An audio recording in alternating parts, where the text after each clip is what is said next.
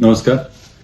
आपल्या विठ्ठल सहकारी साखर कारखान्याचा पहिली उचल 2875 रुपयाने आपण जमा केली होती.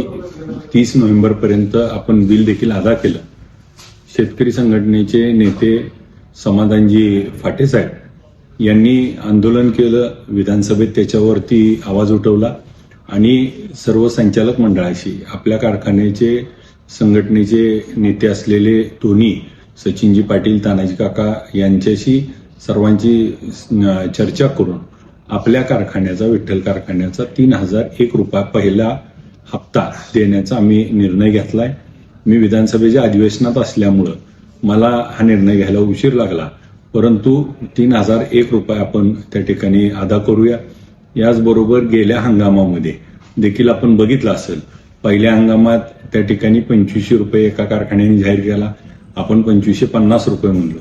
परत काही कारखान्यांनी 2700 रुपये जमा केला, परत 2800 रुपये, मग आपण 2825 रुपये दिला आणि त्याच्यावर कुणीही त्या ठिकाणी दर दिला नाही.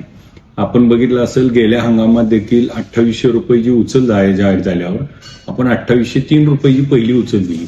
मग काही कारखान्यांनी त्या ठिकाणी दिवाळीला 100 रुपये दिले, आपण 200 रुपये दिले, 3003 रुपयेचा उच्चांकी दर दिला आणि गेल्या हंगामातले 500 रुपये देण्यासंदर्भात आम्ही त्या ठिकाणी सरकार आणि साखर आयुक्ताशी संपर्क करून त्या ठिकाणी ती देण्यासाठी देखील प्रयत्नशील आहोत.